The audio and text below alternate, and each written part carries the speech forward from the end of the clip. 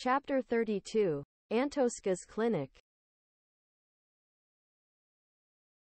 Around midnight on Halloween night on October 31, 2011, the girls at the ranch were getting ready to leave for the Antoska Clinic, which was located in the Sir Daniel Grado district.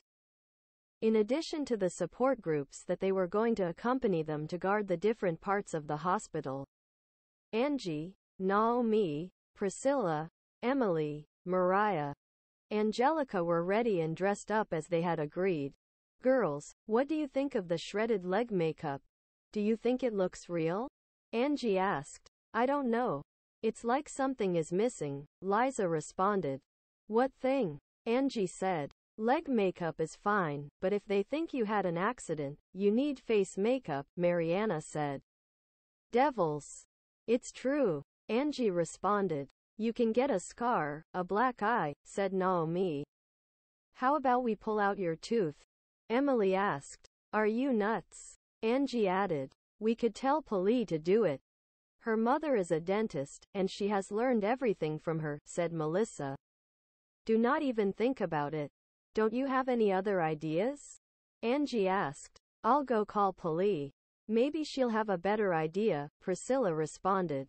After a few minutes, Polly Pratt arrived on the terrace, a girl who had been part of the group since the first year, short, with straight black hair, brown eyes, glasses and a big smile. What do you need? Polly asked. Do you have any ideas to make Angie look like she lost her teeth in an accident, but without removing a tooth? Said Priscilla. Yes, do you have any ideas to help me with that? Angie added. It's simple, I could make you a fake set of teeth, so it looks like you have some broken teeth, and I could put red paint on it to make it look like blood. You put it in your mouth like a boxing guard, and it will look real, Polly explained. Whoa! I like the idea. How long will it take you to do it? Angie asked. Give me 30 minutes. Meanwhile, bite this rubber in your mouth. I need it for the mold, said Polly. Oh no. Not that please. It's a horrible feeling, Angie responded. Oh, it will only be less than a minute, don't be a party pooper. Yasser shouted with disdain. Angie bit the rubber and Polly added a mixture to the mold, similar to plasticine, which solidified in the blink of an eye. The other girls who were preparing their costumes would have half an hour more time to finish with their details. Finally, Polly brought the teeth that Angie would use, and with that, they left the ranch, shortly after midnight towards the Antoska Clinic. At around 1 in the morning, in the Sir Daniel Grado district, there were Angie, Emily, Priscilla, Mariah, Naomi, Angelica and the support group. After the long journey from the ranch they finally arrived at the Antoska Clinic, where in a huge square of brick and cobblestones, in the background you could see a huge white marble building, with a stone dome in its highest part. The entrance was decorated by cypress pines cut into a conical shape. The atmosphere in the place, it was very quiet, so quiet that from the square you could hear people moaning in pain. People with psychiatry and dementia screamed after the nurses put them in their straitjackets from the asylum. The people who moaned because of their pain due to tuberculosis, terminal illnesses, the cries of people who lost a loved one in the operating rooms every minute and intensive care. Those who screamed in pain from having lost a limb due to an accident, the newborn children, in addition to the beeping sound of the machines they use inside to keep people in a coma alive. This place had neoclassical pavilions and its dome was neo-Gothic in style. In one of the areas, it had an external area where lepers and tuberculosis patients were treated. Large internal and external gardens. The building was made of brick. It had a plinth or pedestal made of carved stone. The marble lions, which guard the entrance, represent the exaltation and the other the depression. It had other areas built in Baharik and adobe, built entirely with wood from the area, due to its remoteness and isolation. In the Sir Daniel Grado district, the Antoska Clinic is a perfect place to house people suffering from tuberculosis. a highly contagious disease. It was considered that the cold temperate climate of the district collaborated with the improvement in the patients admitted for this disease. This hospital is also famous for hosting paranormal activity, since it is said that all the people who died in the place, their souls still wander scaring those patients, nurses, doctors and visitors as revenge for not having saved their lives in time, Liza said. Yes, as I read, this complex has kept many mysteries that have turned it into a dark and terrifying place. Not many people visit it. In fact, the relatives of patients decide not to attend the visits to take care of their patients, out of fear to the legends that this one has inside, said Priscilla. Oh, how scary, friends, said Emily. It doesn't matter, we have to go in, there is no turning back, said Naomi. Although my grandmother had told me about other stories about this place, said Angelica. AHA? About what? Angie asked. Some of the dark legends that the Antoska clinic houses are that at night a ghost nun appeared to cure the sleeping patient with morphine, blinded in a deep sleep by anesthesia, and also by more cold and dark nights. In the midst of the moans of the sick, two ghostly vicars appeared in the corridors, coming to care for and give relief to the hospitalized, Angelica concluded. It's true. My father told me that inside the hospital there are very cold breezes in addition to the appearance of the ghost of a nun and a girl, said Mariah. That's nothing, they say they saw two figures, like shadows of feet and hands next to the steps, or in a figure in the small rooms of the pediatric classrooms, Priscilla said. And what about the stories where nurses observe stretchers, wheelchairs, and medical utensils move on their own?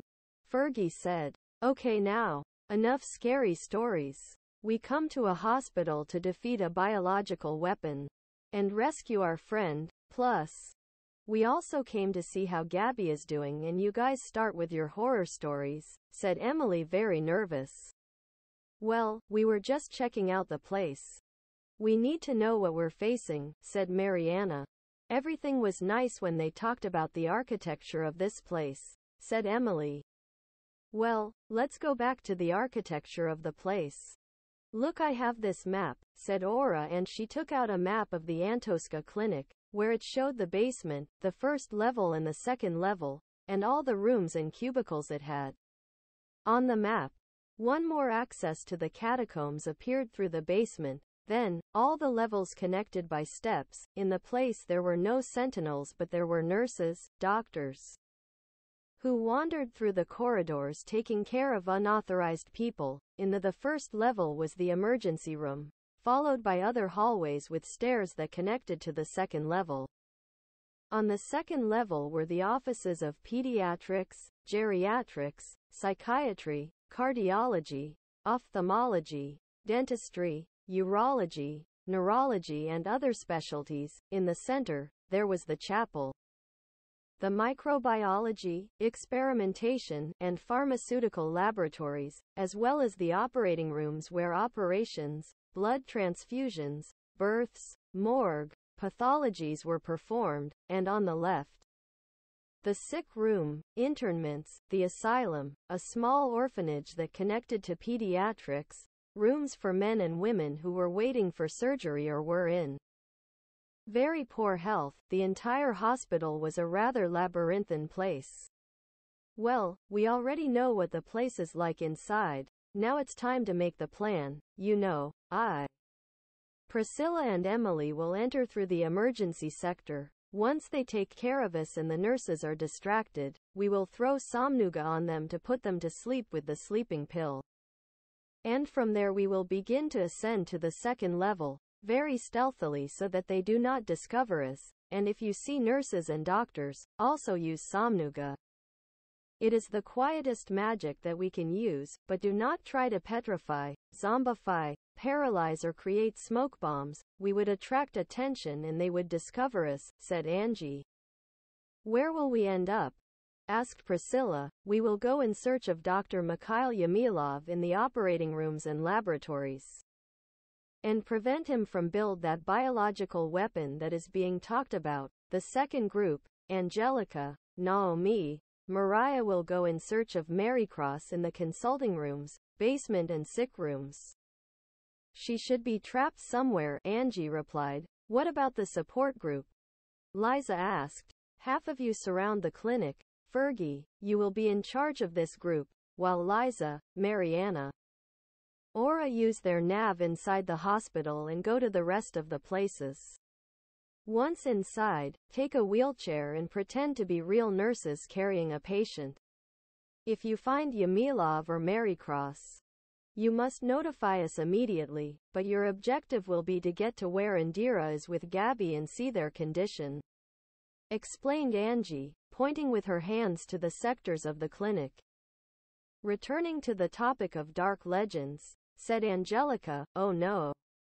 Here we go again, exclaimed Emily, a little fed up. If you find ghosts, dead patients in the morgue who come to life as zombies, skeletons, don't hesitate to kill them so they don't bother you, said Angelica. Wait. Don't go into that place yet, Priscilla shouted. Why? What are you doing? Naomi asked strangely. Each one, take a drink of this potion, Priscilla said as she took out small vials with a potion from her pocket. What is it? Angie asked curiously, and everyone they took a sip. Aya. Gross. What's this pry? Angie said, wrinkling her face. I almost vomited. Emily exclaimed, spitting. What did you expect? Cherry juice? It is a potion to prevent frenzy, berserk, poison, contagious diseases such as tuberculosis and leprosy, paralysis, psychosis, from penetrating your immune system. It is a defense, since there is currently no vaccine for that. The great campus stopped creating vaccines since the city council focused on the technological and arms race. Everything is done in the laboratory of this place. But they only use them with their patients, said Priscilla, annoyed. How long does it take for the protection effect? Asked Angelica, who drank the potion without tasting it. About 6 months.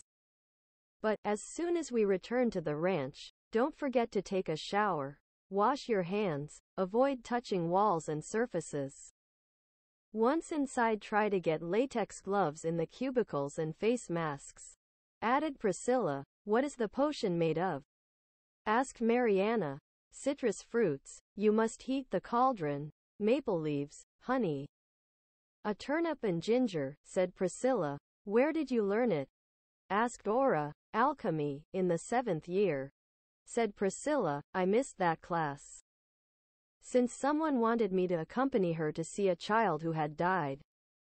Broken arm on the small square in front of the clock tower, said Fergie, looking at Liza. Hey. It was fun to see how he broke his teeth, said Liza. Also remember this, in the cubicles you will find some containers with alcohol. Wash your hands frequently with that every time you find one, said Priscilla. Well, let's not waste any more time. Hurry up.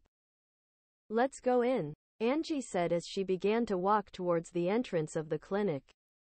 They all began to follow Angie, previously changing their costumes to the clothes of nurses, doctors and patients.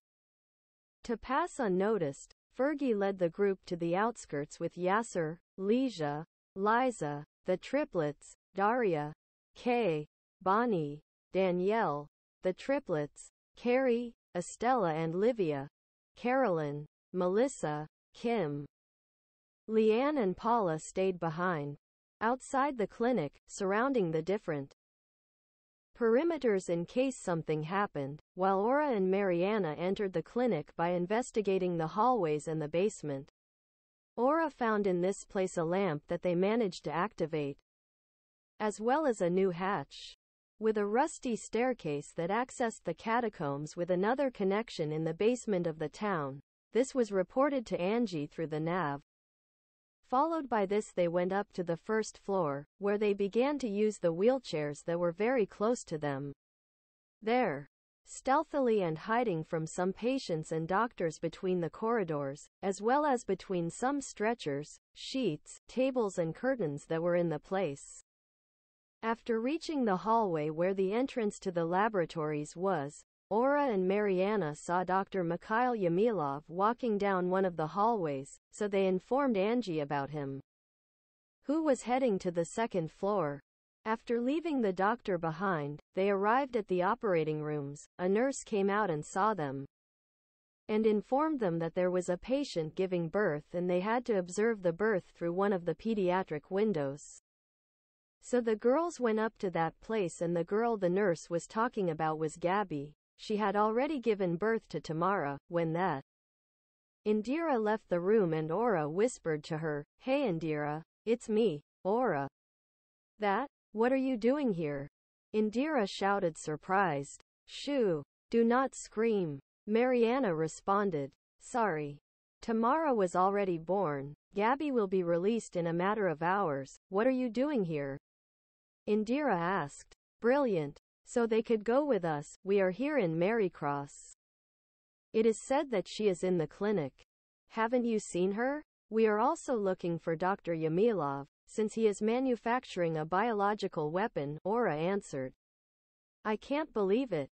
What one finds out by missing school for a while. I must notify Gabby's parents about this, by means of a letter. Be careful. May luck be with you. That Yamilov does not give me a good feeling. An hour ago he was here examining Gabby. He was performing blood tests to see if she came from a family of combat disciplines with magic," said Indira. "Really? That means that, if Marycross is here, they will use her blood for her bioweapon so they can use her light powers and magic," Mariana said. "Indira, we will stay with you, and so we can get out of here when they come with the Zeppelin at the end of the night," said Aura. "Brilliant. Then let's wait in pediatrics for Gabby," Indira concluded. The group of Angie, Emily and Priscilla entered towards the emergency window. There a nurse named Winona Hovmanashian attended to them. "Help me, please. My leg," Angie said while she acted on her pain. "Nurse, do something quick," Priscilla shouted sharply. "She's going to bleed to death." "Aid," Emily shouted. "Oh now. No figeth. They make me despair. Quickly come this way," said the nurse desperately. When she took them to a cubicle hallway to examine Angie, Priscilla took advantage and threw Somnuga at the nurse with her spellbook using one of the fingers of her right hand, making her fall asleep, and they left her sitting at her desk, leaning on her arms, where Emily took the opportunity to take a piece of paper and write a note on her desk that said, "Medical staff. Excuse me for falling asleep at work. I haven't been able to sleep at home for a week due to diarrhea." "Ha ha ha. Are you really going to leave that there?" Angie said. "It will be fun. They won't suspect that we have cast sleeping pill magic on him," said Emily. "Look at that closet. Let's grab some gowns, masks and stethoscopes from that place, and let's change, so we can go through the hallways without problems. Don't forget the gloves," said Priscilla. So the girls changed and left the cubicle. After advancing down the corridor stealthily and avoiding contact with the other nurses and patients through the labyrinthine corridors, they arrived at a corridor where at the end they saw Dr. Yamilov enter through a door like this. Who followed him? Behind that door, there were no traces of him. He got lost, but there was a very spacious, where it was cold and a tense atmosphere. In the background you could hear the moans of the patients from the asylum in the other rooms, and moving through this place that had some very large windows, they began to become translucent and then opaque, as if outside there was a blizzard and the windows became like an ice cube. When suddenly, rats and skeletons appeared in the hallway, which the girls managed to easily defeat. After reaching another door and opening it, Dr. Yamilov disappeared again. So they entered an area where the building was made of wood, without lights. They decided to turn on the flashlights. It was already the second level since they went up some stairs. The only ambient sound that could be heard was someone coughing at the other from a door in the next floor, so they began to move forward. "Girls, be careful. Look at the floor," It is old and has openings. Be careful where you step. This floor is about to break, said Priscilla.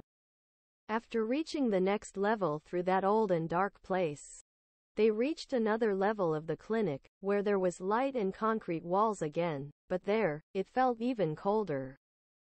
Where they saw that there was a door that said operating rooms and they entered for her. The group of Angelica, Mariah and Naomi easily entered the hospital thanks to their disguises. In addition to the false credentials they had, making the journey from the entrance to the places where they believed Marycross to be more accessible. In one of the sectors, they noticed that Dr. Yamilov was coming, so they entered a prop sterilization room, while the doctor was in front of the door. They investigated the place and Angelica found a book of golden spells. Goldenpedia, it was Priscilla's last weapon. When he left, they went out again and followed the path down the hallway until they reached one of the laboratories. When they opened the door, there was no one in that room, but in one of them, the beds, there was a girl with a face mask with a sheet up to her abdomen. This room had a glass where you could see the pediatrics room, so from there, Naomi used her nav to communicate with Indira. We'll see you from here, Naomi said.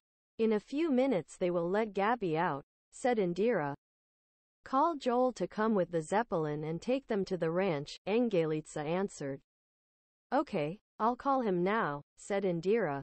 So Indira would take care of Gabby as she went out to the main entrance for when the Zeppelin arrived from the ranch. Following this, the girls went to see who was in bed. Next to her there was a silver staff, Silkermit, and after removing the mask and sheet, they noticed that it was Marycross. Girls, we found Marycross, Mariah shouted over the nav, telling Angie, Aura and Mariana, they were in pediatrics and they arrived at the room where the others were, while Angie, Priscilla and Emily, after leaving the room where they were, a board in the wooden hallway broke, and they fell right in the room where the rest of the group was. Fortunately they fell on top of some beds, and the blow was not so hard, however. That noise caught the attention of the doctors, and the lights in the room went out. Wow, what a dog we have here, said a person with a peculiar accent. When the girls turned around, they saw that it was Dr. Mikhail Yamilov Okafor, a thick, short guy with graying blonde hair, bald in the center. His head, but with hair behind his ears, red and yellow eyes, his white coat, black pants and his stethoscope. You are not doctors. I have never seen you in this place. Who are you? What do you want? Asked the old doctor. We came to rescue our friend, Angie answered. Her. I'm afraid that won't be possible. She is a fugitive from justice, part of a society of rebels of the first sin, said the doctor. All the girls took off their doctor and nurse costumes and got their weapons ready. Ah, I see. Since you are also from her group, it seemed strange to me that they came for her. The witch Sylvanisha told me about you. I will have to finish you off or hand you over to the authorities. I will not allow you to take me prisoner, exclaimed the doctor. Ha. She says it as if defeating us were very easy. Priscilla answered, silly children. You are facing the most powerful biological weapon ever created, said the doctor. We already knew that, said Emily. Oh? That? Who mentioned that to you? No one knows, said the doctor confused. Mr. G. R., said Angelica. You humiliated him when he worked here a long time ago, added Naomi.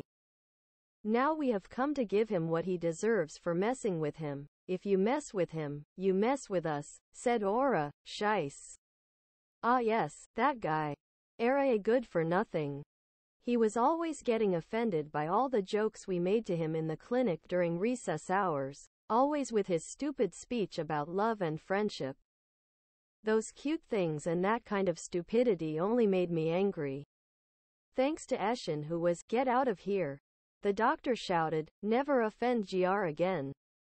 In front of us, said Angie. Haha. And what will they do? Asked the doctor, laughing. Well, several problems would arise. The first is us, and the second is that our friends also like Mr. Gr. So they want to avenge the way you with your thuggery, machismo, homophobia. You humiliated him. Our friends are capable of putting an end to you, said Mariah. Ha ha ha ha. Dog, what a good joke. You really are a comedy club, said the doctor laughing. We're not joking, it's the truth. Today will be your end, and that of one more vassal of the witch, said Priscilla. It's time for you to pay for all the bad things you have done, said Angelica. Pay? Not even that this is a debt to the bank, silly girl, said the doctor with disdain. Shall I tell you something? I am superstitious. Destiny and karma always come by their own weight to those who sow what they reap, Mariana told her. I'm going to shut your mouth with your whisper, insolent girl, said the doctor, pointing to Mariana. Everything bad what you have done, today you will pay for it, said Mariana. This is how karma works, Aura added. Bah. They are pure stupidity. The candy for Halloween and those silly costumes have already made them lose their minds. Before handing them over to the sentinels or my mistress, I will send them to the asylum, said the doctor. Do you know what was happening today? For having a heart of stone with others. I'm going to give you some advice. Adore everyone equally. Those you don't love, let it be without resentment. Never hurt them. It doesn't hurt those you love either. Trust only those who are close to you, Angie told the doctor. Touching, but those cheap words don't work on me, said the doctor, and he began to walk towards the girls, so Angie had a plan. Pry. Angelica, Mariah, you help me with the duel against this guy. Emily, Naomi, you go with Aura, Mariana and look for Gabby and Indira, and the others to wait for the Zeppelin. Take Marycross with you. At the ranch we will recover her with Naomi's Hilaga, Angie said. You are not going anywhere, Dr. Yamilov shouted, and he raised his hand and levitated Marycross through the air of the room where they were, and following this, he threw some needles and paralyzed Naomi, Emily, Aura and Mariana. Son of a... Angie shouted, saying a curse. How? You dare? Priscilla shouted. Now we are furious, said Angelica. Ready, girls? Let's give this old man what he deserves, said Mariah. Ah, ha ha ha. I thought I would have to use this later, but I have nothing left to do but use my technique right now. Ha ha ha. Ah, Dr. Yamilov shouted while from his coat he took out several test tubes with red, green and blue liquids and drank them. The girls stayed looking at him to see what he was doing.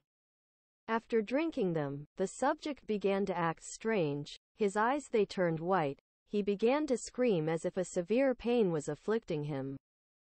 He began to grab his left shoulder and his chest, as if he were having a heart attack. He had foam in his mouth and a glow began to appear, Marycross, which he continued levitating in the air of the room. He began to approach the doctor, when suddenly his coat broke and his left shoulder began to tremble as if something wanted to come out of him. The subject with his other arm touched Marycross and it turned into a white glow and the girl disappeared, when suddenly, what wanted to emerge from her shoulder was none other than Marycross. Her body was part of Yamilov's mutant arm. She was still unconscious, but she was part of Dr. Yamilov's body. Ha.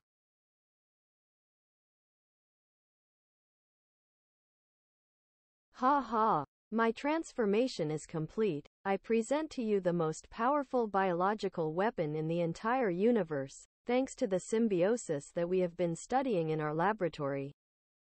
Save your little friend will be of great help, said Dr. Yamilov.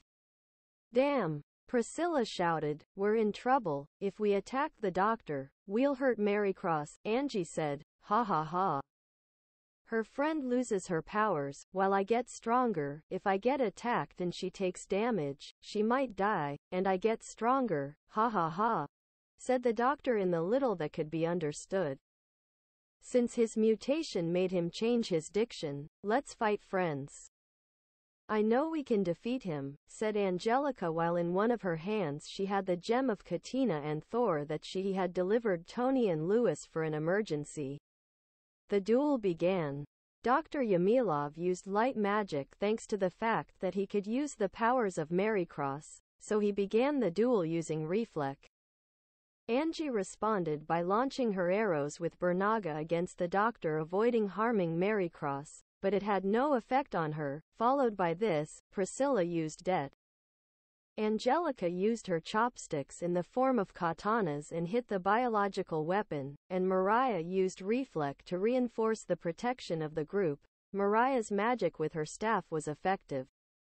However, the dark magics of Priscilla, Angie and Angelica did not work. Ha ha ha. One of the advantages of this biological weapon is that the dark magic doesn't hurt me. But I can use it against you, said the doctor while, with his other hand, he took out some needles from his pocket and threw them as if they were darts against the girls, causing confusion, frenzy, berserk, sleeping pills, flames, cuts and poisoning. Mariah managed to use Statuna despite being very exhausted by the doctor's attacks and cured the negative states of all her companions. Following this, Dr. Yamilov, with his enormous mutant arm, raised it into the air and hit the girls with a blast.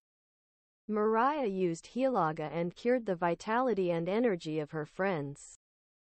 Dr. Yamilov again sent his darts with dark elemental magics, but the reflect that Mariah created as a protective barrier, they avoided the impact. Let's not use magic.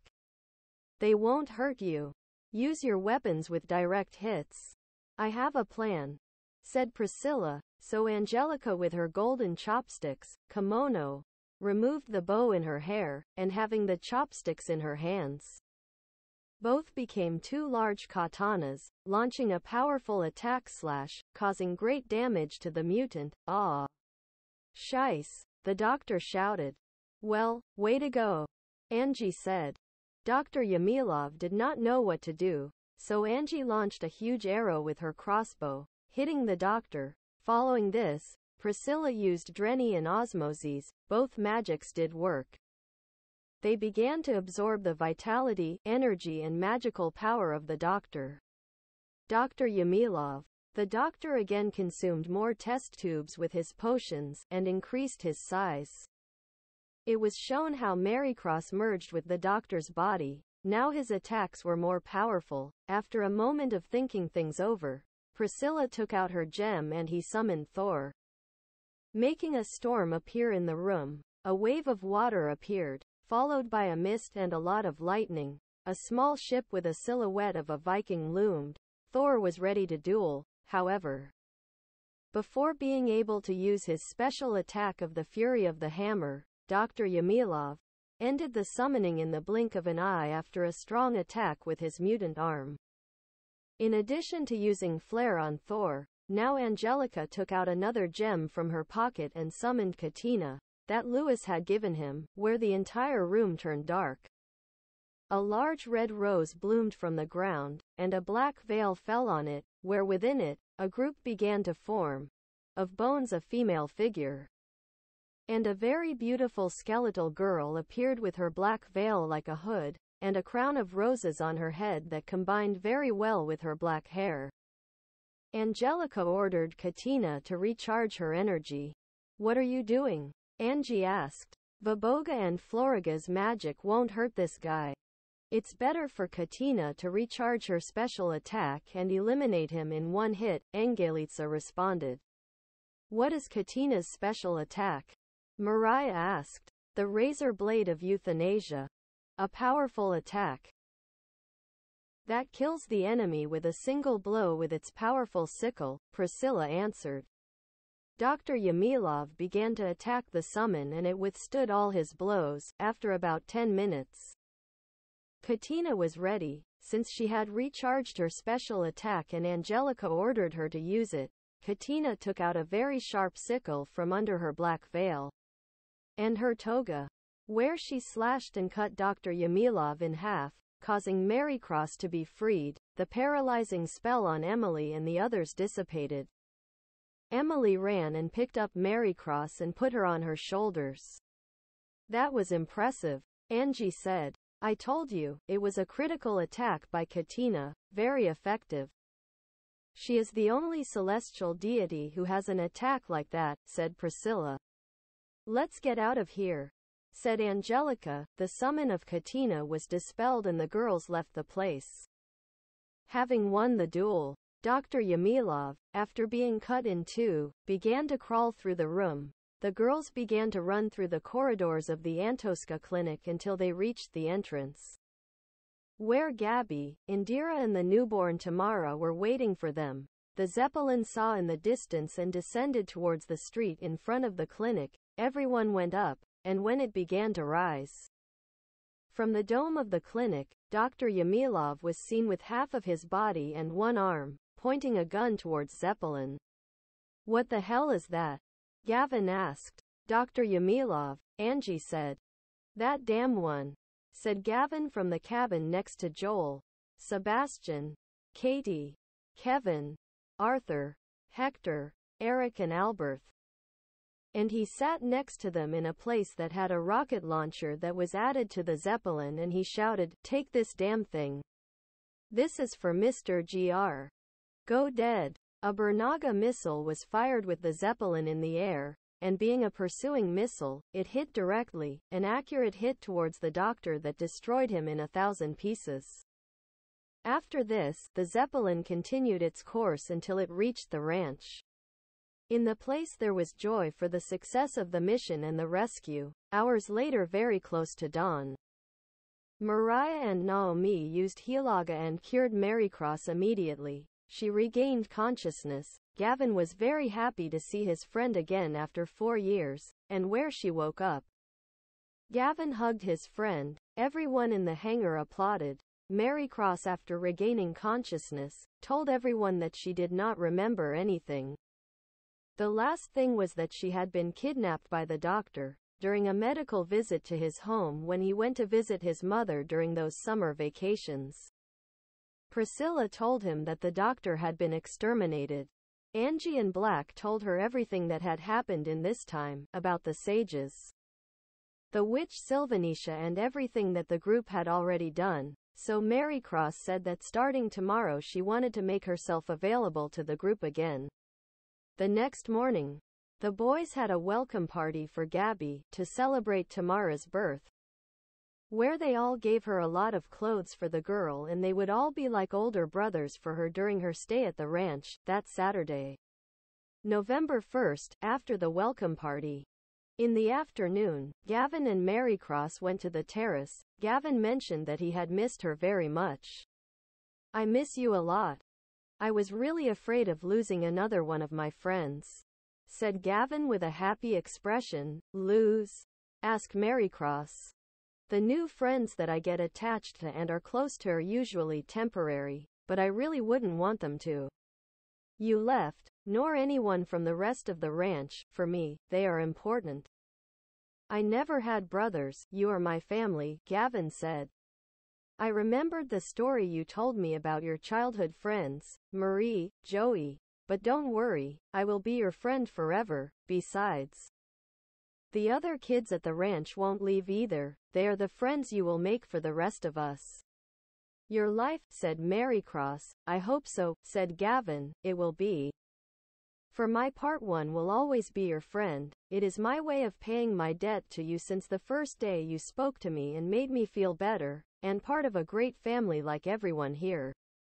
I don't know how to thank you for all that, because I am in debt. You have always been my best friend since you welcomed me on that occasion, and in case you forget, we have an outstanding debt at the school," he said. Marycross, "The swings?" asked Gavin. "That's right, we have to go to the swing. You promised," said Marycross. "We'll have to go next week." "I had given you my word and I must keep it," said Gavin. "We will swing so high to celebrate that friends are back together again," Marycross concluded, and she gave Gavin a big hug. And they both looked at the horizon to appreciate the golden sunset. The following week, the boys returned to school. The witch Sylvanisha was still absent. Mary Cross and Gavin went to the swings as promised. When they returned to the classroom, everyone received their correspondence in letters about the approval of the 10th year. And a very unusual note from the director on an attached paper. I know you know my true identity. Unfortunately, I cannot expel you from my school. Since education is mandatory for everyone and cannot be denied to anyone. But believe me, when we see each other face to face, I will win.